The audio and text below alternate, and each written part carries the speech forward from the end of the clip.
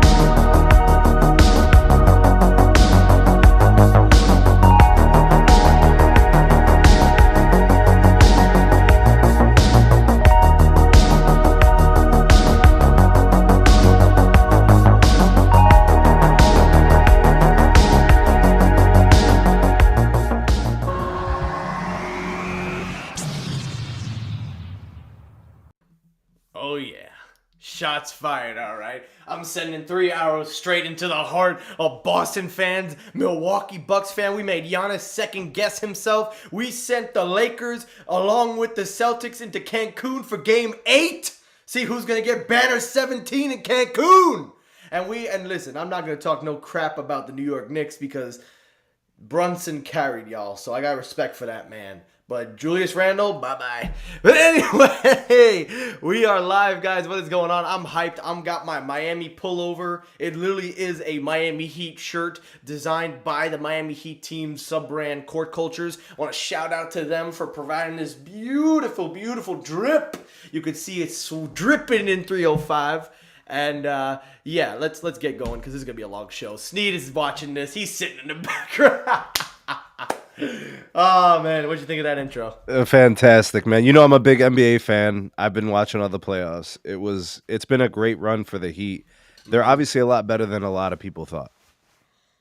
You know, I'll tell you this. I know we're not gonna win a ring. I'm not worried about that.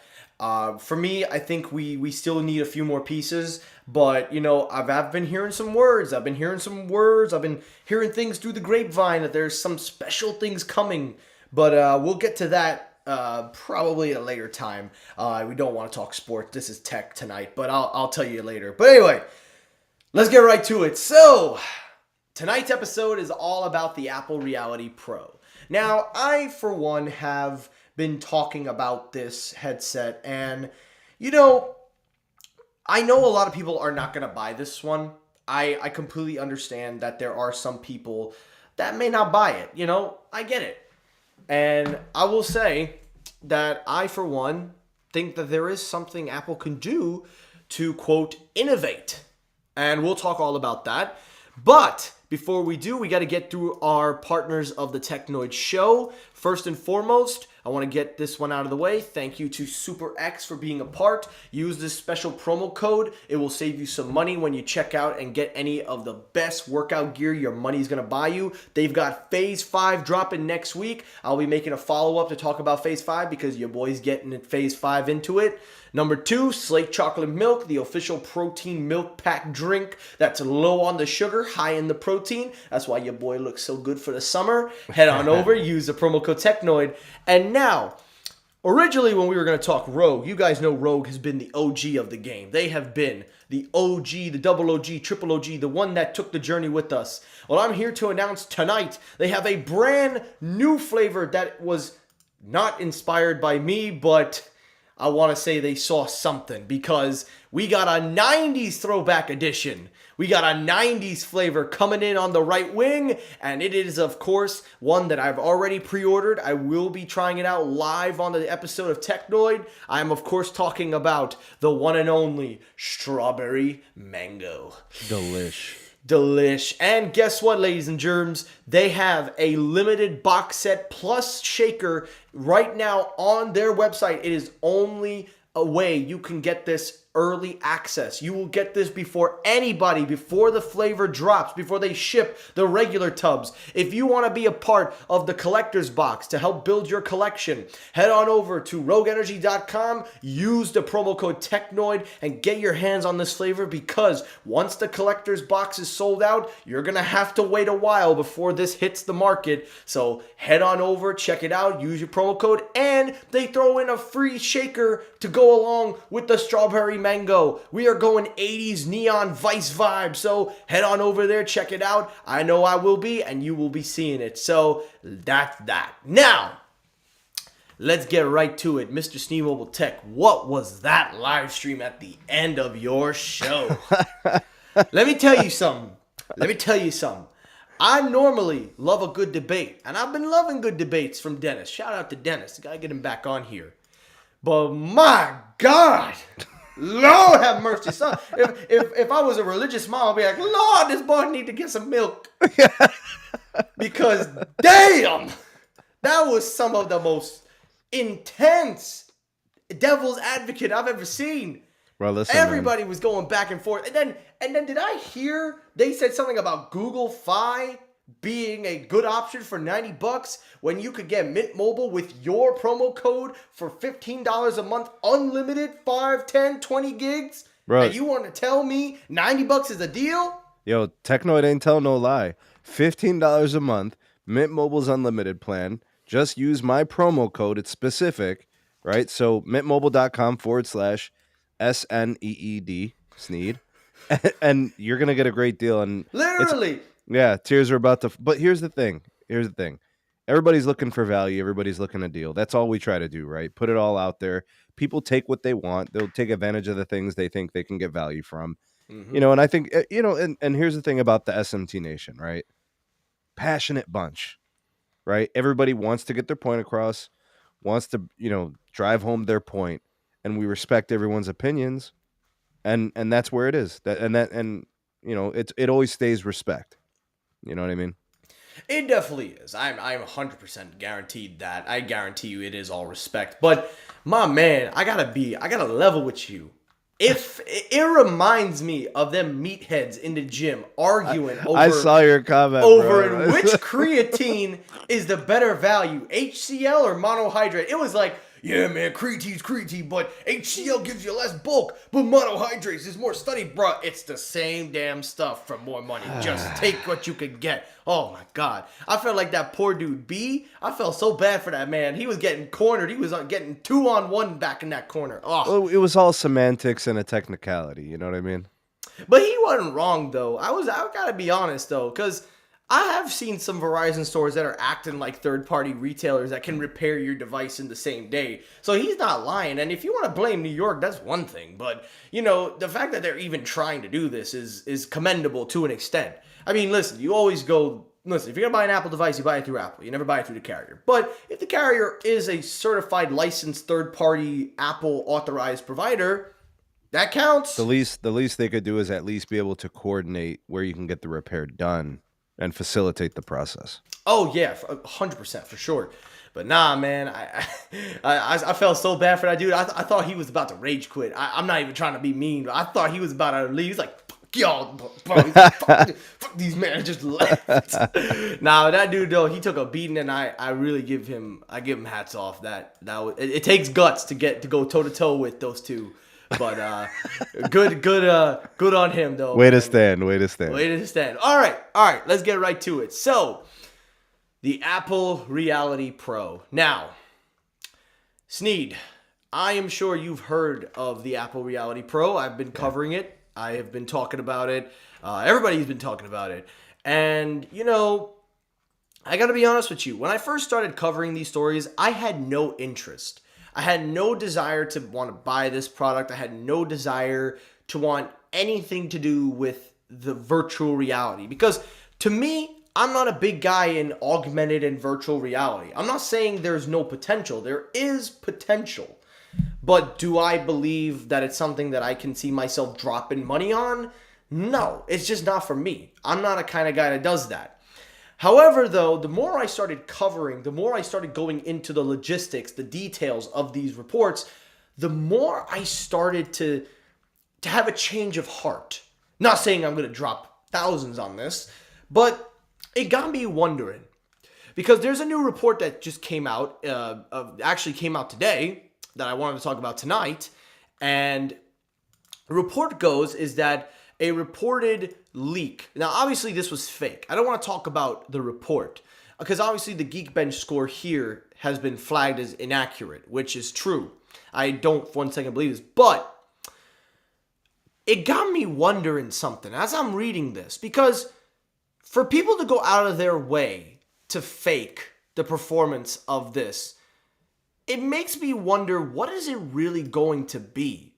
And the fact that Apple's been so hush about this project, as a matter of fact, they pretty much said, if you talk about it, we're putting you in an early grave. That's how quiet this thing is. No, literally, there was a reason. You see, this is why Google, Samsung, and others take a page out of Apple's book and learn how to threat, and you'll never get your shit leaked. Maybe you could teach developers how to censor properly so your devices, you don't get fired. Wow. Idiots, I tell you, idiots. But anyway, this is where it got me thinking. You know, Apple seems to really go all in on this. They've been building out augmented reality since the iPhone 10.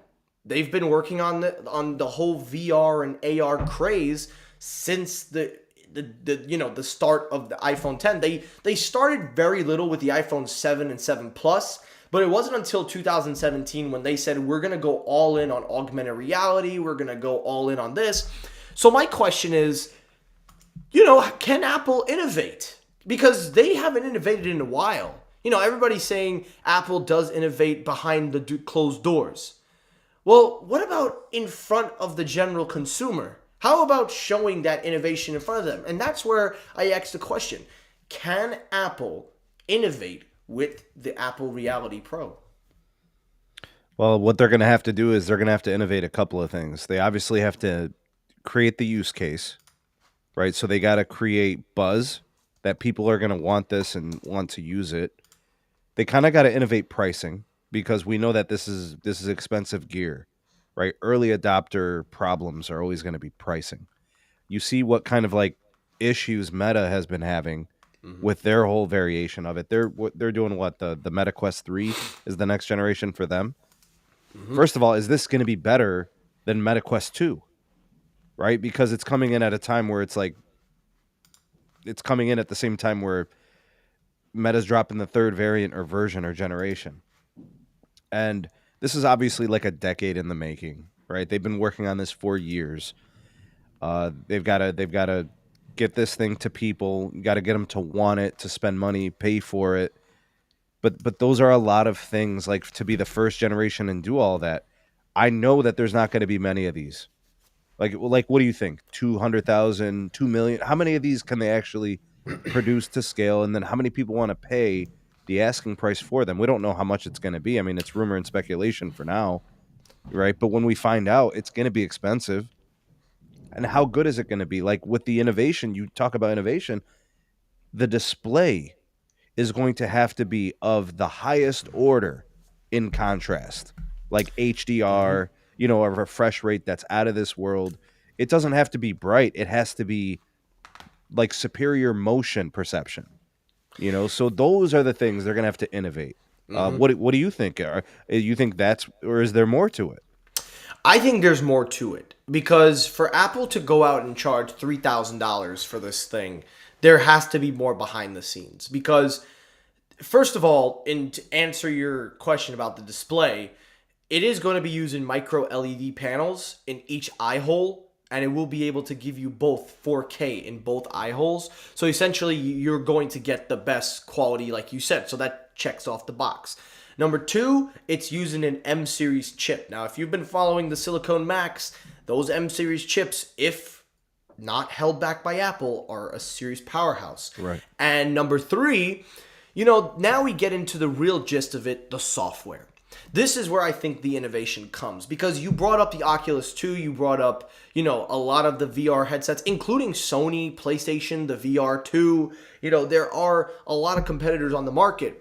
But I think what Apple is doing with this, because, the question that always asked to me was like, what is this serving? What niche is this doing? Because nobody, at least to my knowledge, nobody has been asking for a pair of VR headsets from Apple. Everybody's been asking for new Macs, new iPads, products that are day-to-day users, things that people will use. But when it comes to this, not many people were asking for it. But where I think is the biggest indicator is the software. I think that Apple is going to build out this software. It's called XROS, a combination of augmented and virtual reality. So it's going to combine the two technologies.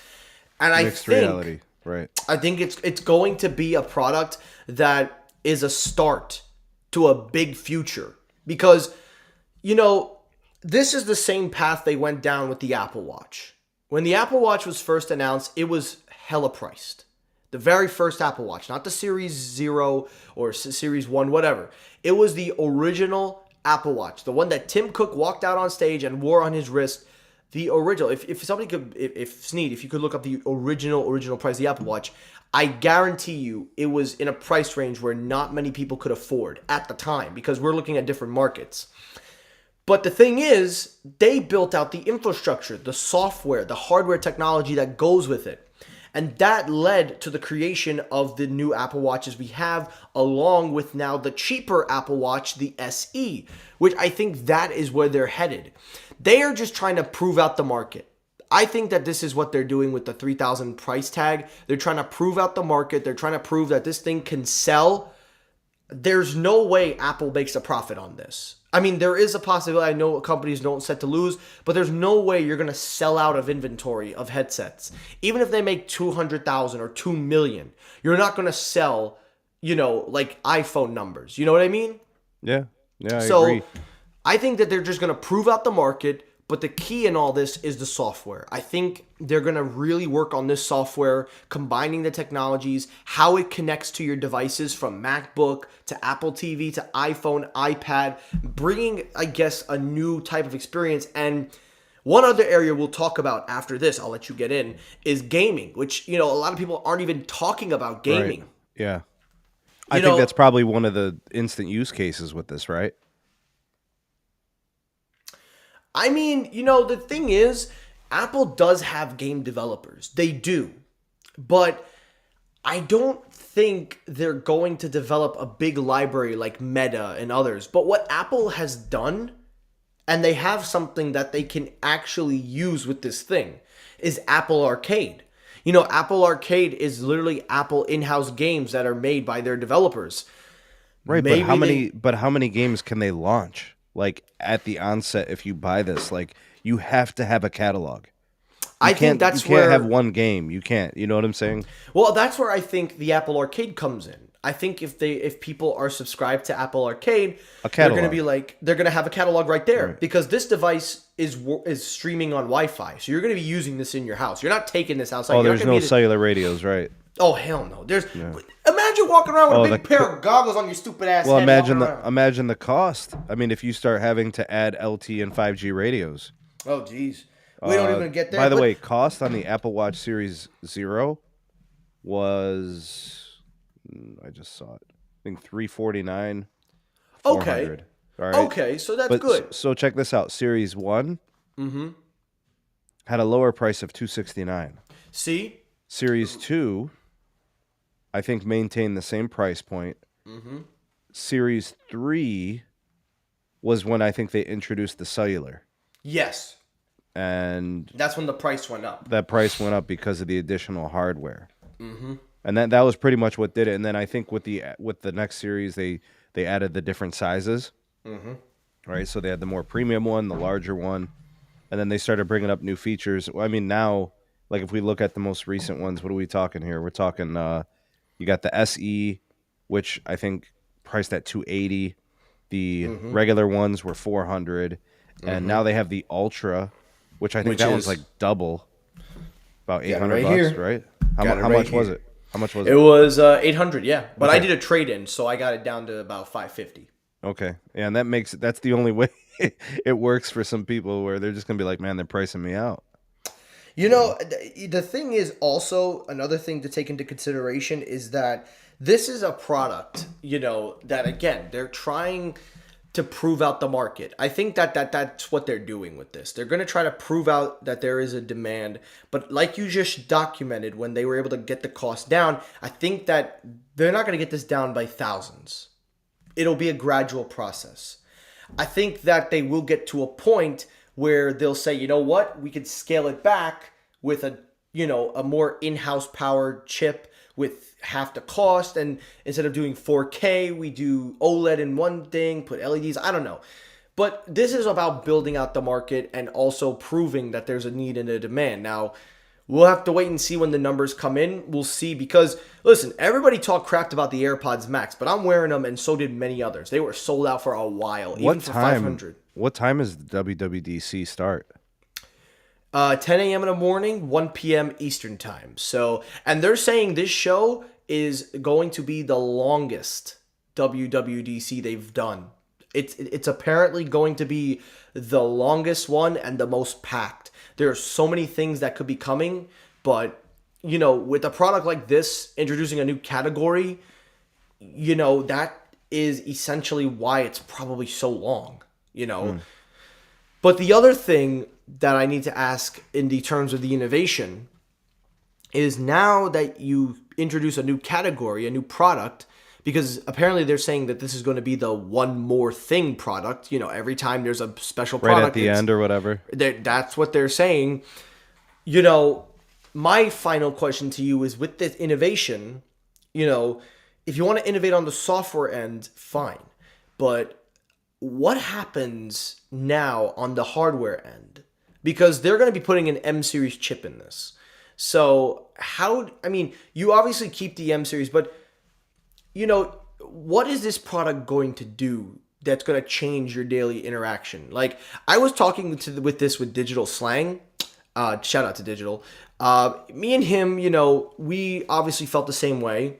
But I said that if Apple was to allow for a certain way you interact with your Apple TV, like you could be inside of the software, like you could actually, for the first time, be able to touch, like maybe there's like where the glass is, like where this thing is, there's sensors that indicate your hands that can track your hand motion. So you can kind of touch, even though it's in the air, but you can interact with what's going on through the goggles. And basically the glass here would be where all the sensors, the proximity, everything is, like the iris scanners. So it sees where your hand is, it sees where gyroscope, you're accelerometer. Exactly. Yeah. So if that's where the hardware is, if that's where the innovation is, because that's one thing. I mean, maybe this is just speculation on my end, but why? Because we've been seeing this design for such a long time, this blank thing.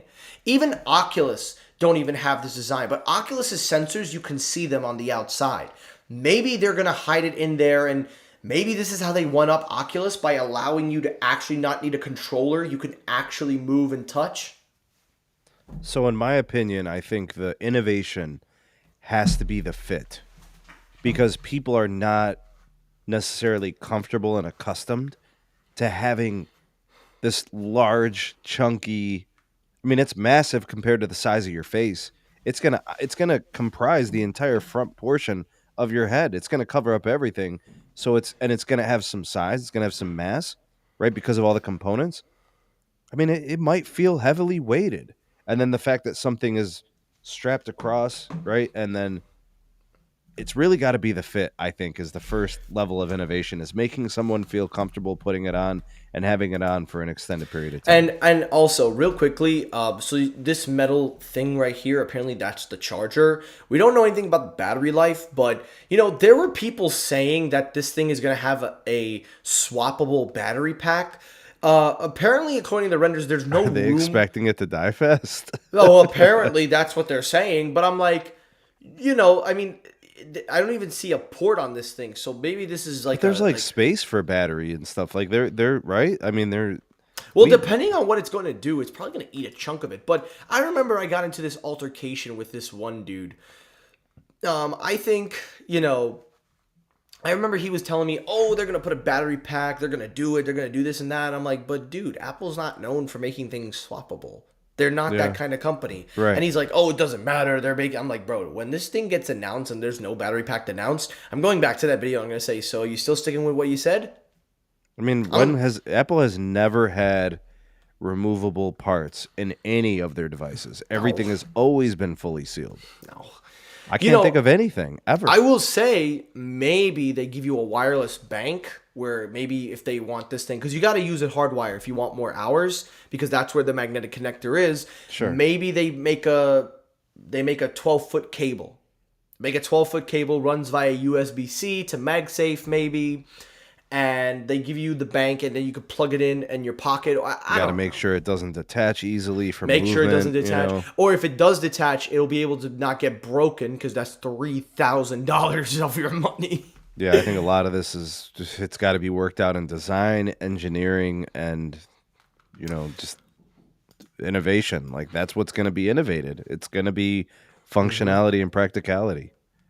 And Max, shout out to Max. He What up, writes, Max? my hot take on the Apple headset is it's not happening. At least not a ready-to-go device. What's our confidence in that? I agree with that.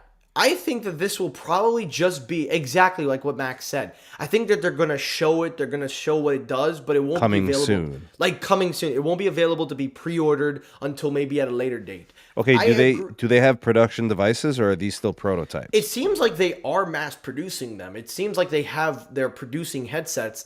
The question is Apple going to pull the trigger? So here are the questions going into WWDC. Here are the questions.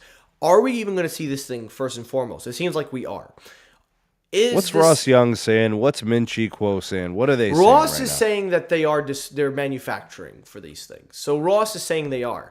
But he hasn't said how much in terms of the display panels and also how much they're doing.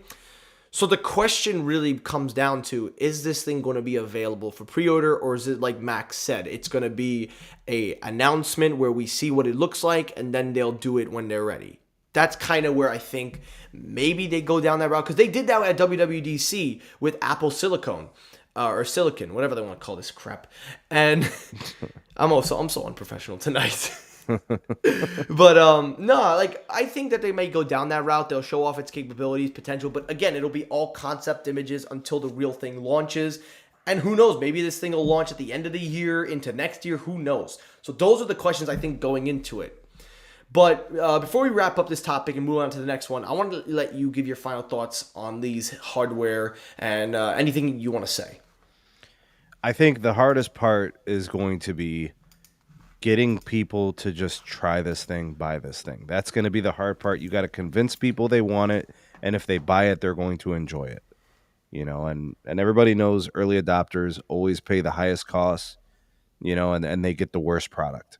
Right? Gen 2 will be twice as good, and it'll be cheaper priced. So, and I still feel like the production, the amount of devices, the actual units is going to be low. So even if there was a demand, I don't think they could meet it. So I'm going to say pump the brakes, temper your expectations. We may not even see it at WWDC with respect to them using it, but maybe they are saying coming soon. They'll show us a video.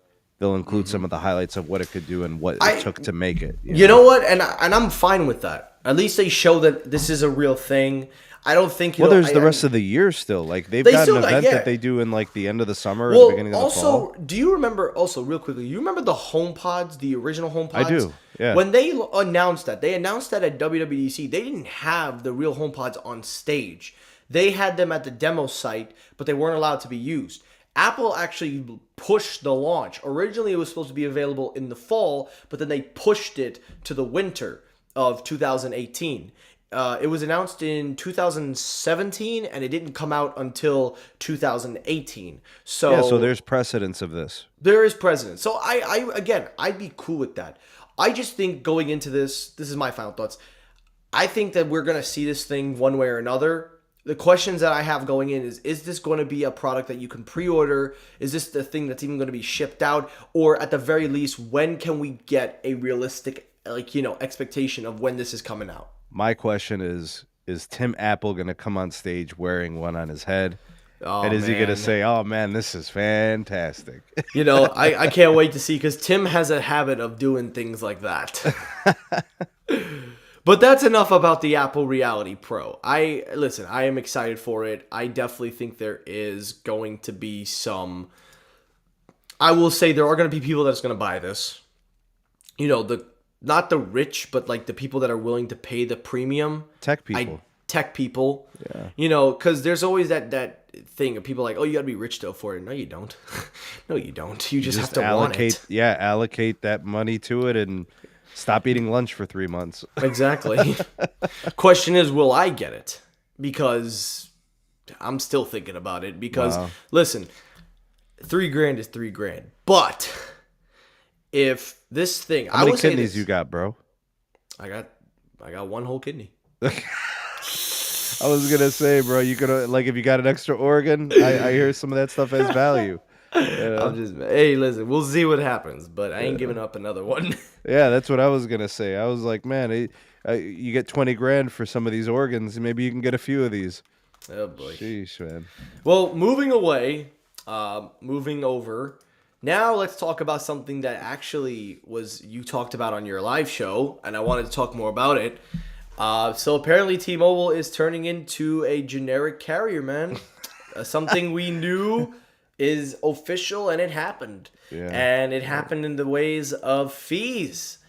Listen, man, I mean, for a long time, we kind of saw this coming. We saw that they were going to go down this road.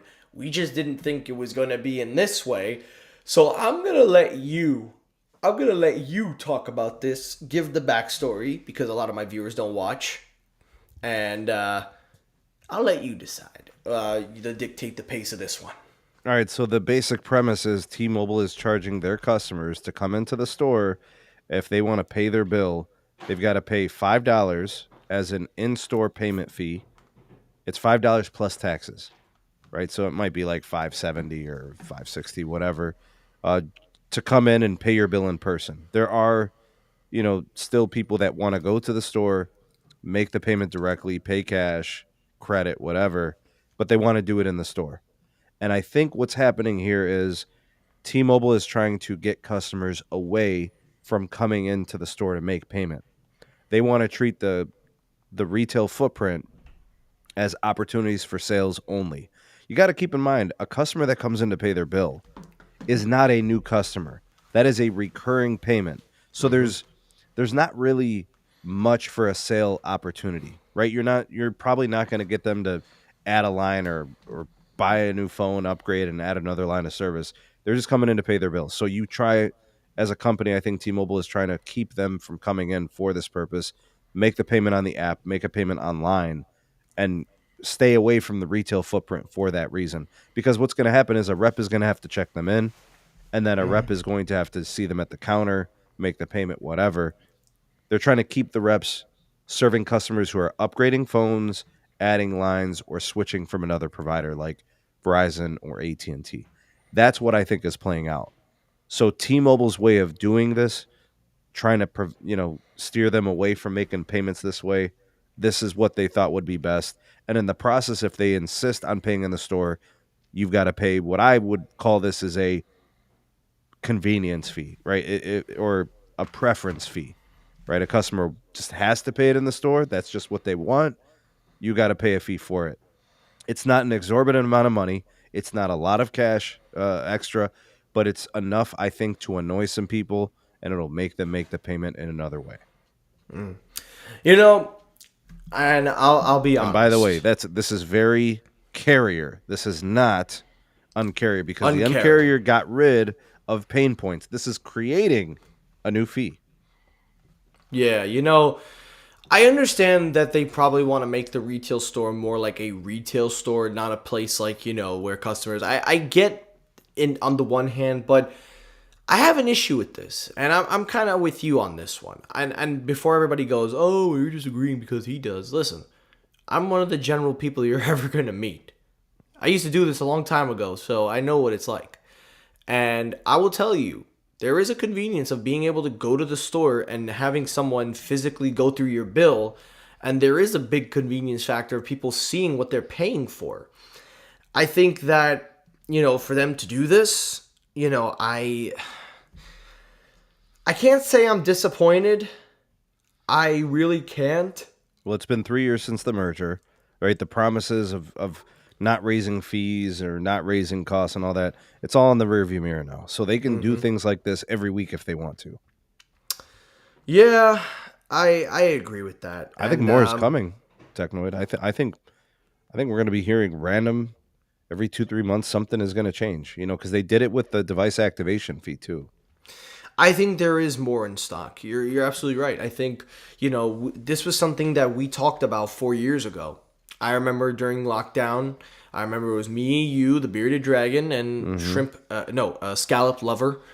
And I remember...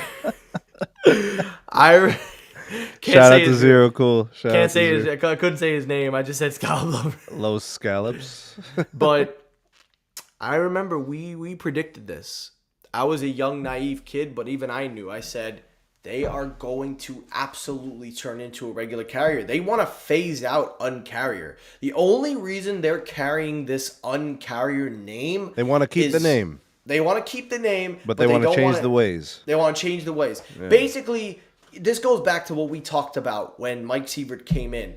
Basically, they want to undo everything that basically undo everything that John Ledger did. And we don't hear a lot from John Ledger these days, and there's a good reason why. Because he knew what was going to become of this crap show. So he said, I'm just take my paycheck, take my cup of coffee on the way out, and I'm out. Peace. Literally. Yeah. Because he does not. I have not seen John Ledger say anything about T-Mobile. I haven't seen him promote anything. And if you even look up, I'm actually curious with John Ledger. Because John Ledger, nobody will ever say, a lot of people, the last thing we heard from him was way back in November 2022 when he said he would offer to Elon Musk to run Twitter. That was the only thing. But since then, nobody has heard anything from John Ledger. This man... Must mean he's got something going on. He's preparing to make a move, possibly. Maybe he's making a move. I mean, he literally got a severance pay of $137 million, and he is living off that $137 million. But to me, he was genuinely a great CEO. He was everything you wanted in a CEO. And, I hated that he left. I really wish that he had stayed on. I know from a marketing perspective, he was... Okay, what I'm about to say is a very hot take. He was not Steve Jobs, but the way he presented the opportunities, the way he presented everything was the way impactful like Steve Jobs? It had the impact of how Steve Jobs... I'm not saying John Ledger was Steve Jobs, but John Ledger could market and sell you like Steve Jobs, tell you why you needed it. Yeah. And he sold the Uncarrier perfectly. Then you get Mike Sievert coming in, and it felt like a charade, man. It didn't feel real. But look, at the end of the day, I listen. I miss John Ledger. I do. I do miss him. I really wish that. I mean, apparently there are reports saying that he's still on in T-Mobile. Apparently he's a board member of T-Mobile, but a minority. I don't know. I don't know at all. But I hate it, man. I really miss this dude. Yeah, because things would have played out differently. But his time there ran its course, and the company felt compelled to go in a different direction. John was the guy for the time, and then they felt at the new phase or the new T-Mobile moving forward, they needed something else. They felt compelled, I think mutually it was just time to move on and go in a different direction. Yeah, absolutely. And now we have to wonder, when is it going to come time for Mike Sievert to go? Because honestly... They just renewed him. Oh, God. I mean, and it's long term. No, It's not like a year extension, 2 years. It's Listen, several years. it's not like a situation of Hans Vesberg because Hans started out good and then became terrible. Eugene was just terrible from the Well, start. the market changed.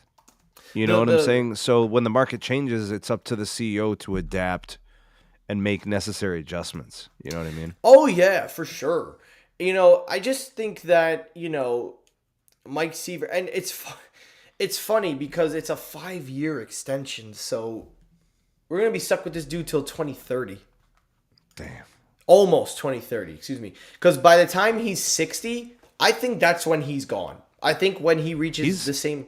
He's been working in telco for a lot of years. He worked for the original AT&T company. Him and John Ledger, him and Ledger Yeah, both worked at. yeah.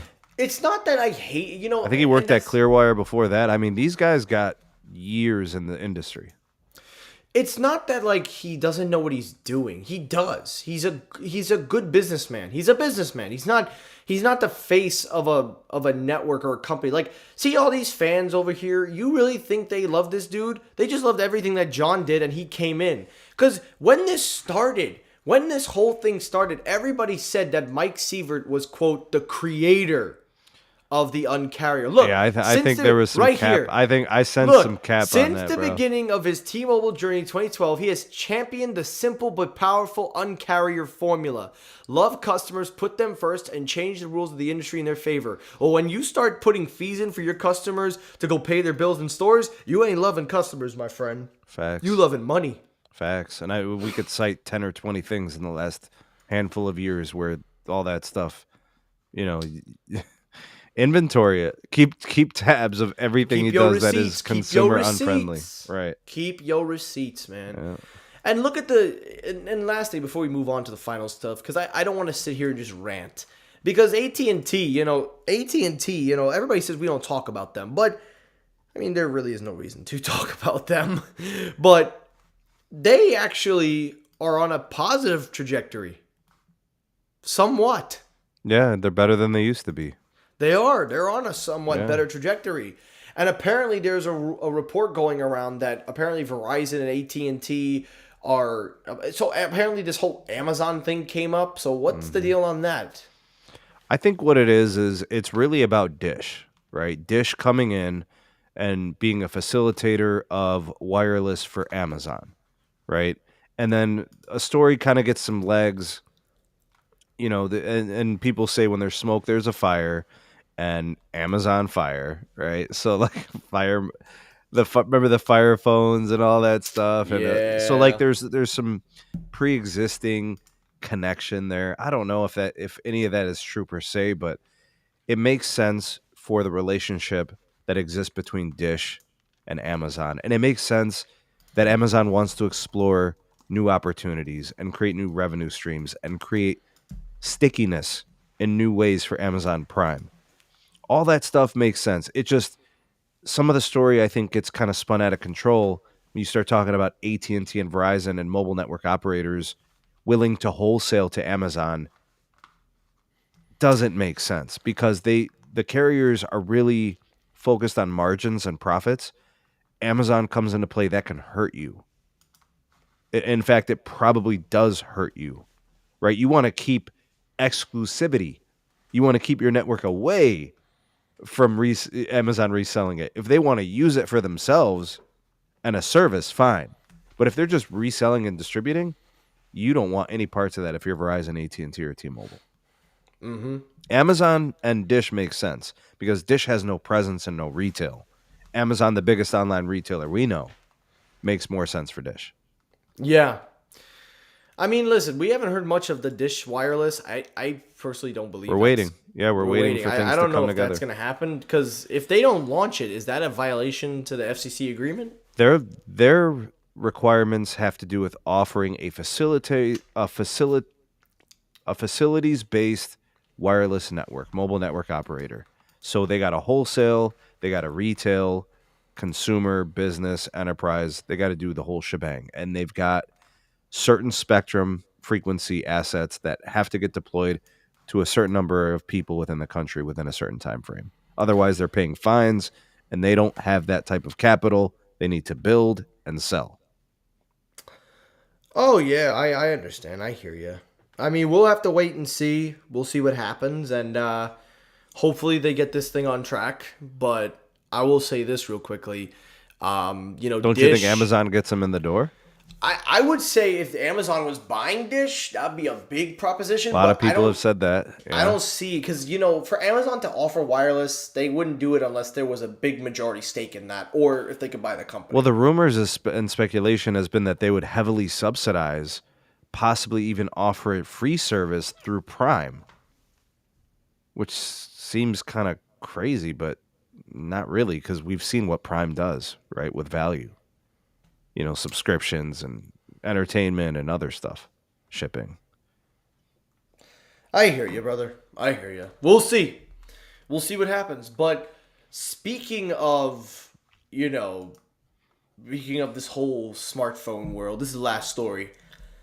So, a lot of people have been, Android users for a long time have been, always insulting Apple. It's always the Android fans that do this. They talk about what they have that Apple doesn't or the things they can do versus what Apple can't. Well, apparently, according to a new report, for the first time in a long time, Android users are switching to iPhone, but in greater numbers. According to the consumer intelligence research, they're saying that apparently in the past decade, the rate of fluctuation has gone from 10 and 15% and is a slight upward trend over the last few quarters of Android users going over to Apple. So there are multiple reasons as to probably why. Let's name some. So I think the first thing, the most obvious thing, I think the first thing is iMessage and FaceTime. Agreed. I think that is the number one. Agreed. Number two is the ecosystem, just how well tightly integrated it is in comparison to Google's. AirPods working with everything, H series in-house proprietary chips. The customer service, I think, is top notch. It's better than Samsung services. Let's call a spade here. Google may be good. They may be good. I haven't heard anything bad yet. I mean, I could be wrong. Another reason why I think this is happening is because Apple is finally embracing an Android-like experience with the pill shape, and I think a lot of people are willing to take on something like that. I think in terms of design, it's better than a notch anyway. But I think the biggest reason was what we said at the beginning of that, iMessage and FaceTime. I think at this point, because I don't ever see Apple opening RCS to their chats, I don't ever see that being a possibility.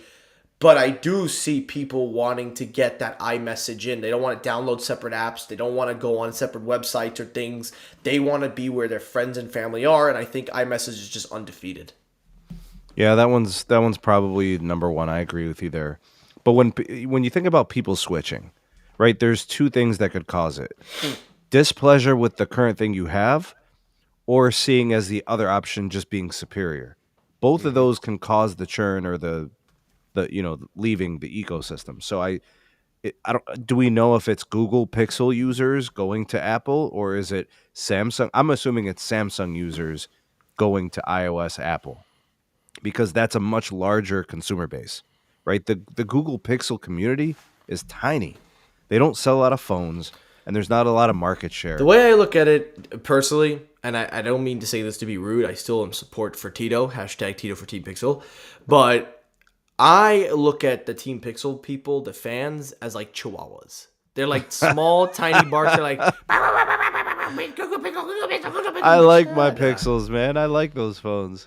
but they like little chihuahuas. They like to bark at everything. Trying to compare apples and oranges. But, Literally, but I think another thing is to why people are switching away is also the value that Apple brings. Because an iPhone holds a lot of value. And when you trade in, when you're getting a lot of, software updates and consistently. Because look at it this way. Apple is now rated at 7 years of OS support and features. Wild. You can go 7 years. You can go 7 years with an iPhone. So it's 2023, man. You're talking about support till 2030. Literally. Crazy, man. Literally. And they won't throttle you to just 7 OS upgrades and then security patches.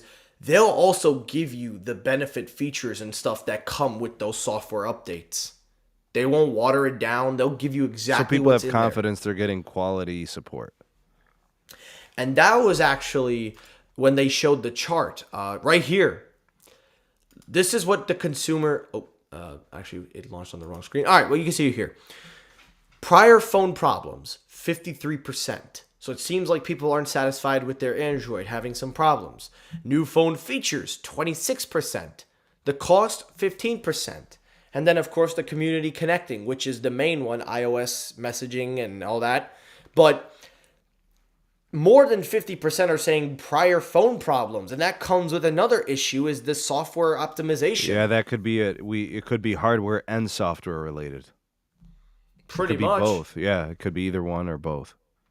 And listen, I'm not saying Apple makes the greatest products in the world. You know, everybody has their own gripes. If you like Android, you stick with what you like. If you like iPhone, you stick with what you like. Right, but if the Android wasn't good, those people are liable to leave and try something else. That's what I was just about to say. But if Android manufacturers are not going out of their way to try to make it and keep their customers, because the biggest example of that is Samsung. Lately, Samsung has fallen into that hole. Ever since the Samsung Galaxy S22 Ultra, I haven't felt that feeling of a Samsung phone really driving in. Because you remember when I started out, I was a diehard iPhone user. I still use iPhone, but in 2019, when Samsung Unpacked happened, I remember a Note 10 Plus. Yeah. Note 10 Plus. It was my favorite Note device. I still have one on Great hand. Great phone. It's a great phone. But that was the first time that an Android company managed to convince me to try Android, and I enjoyed every moment of it.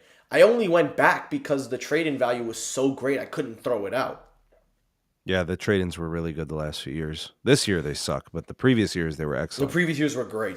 Yeah. But I will tell you, like, I still use my Galaxy Z Fold. I have a folding phone now. I got two of them, the Flip and the Fold. It's great. And also, shout out, Tito's got a video coming out. We will definitely be checking it out. I can't wait to hear your explanations, Tito. But, like, for me, I think there's a lot that Apple is offering that people are saying, you know what, I like what they're doing. They make a premium product, and I want it. I think, and especially for the senior citizens, you know, simple is the way they go. I know a lot of elderly people like Android, but lately this new generation of older people, they seem to understand the iPhones better.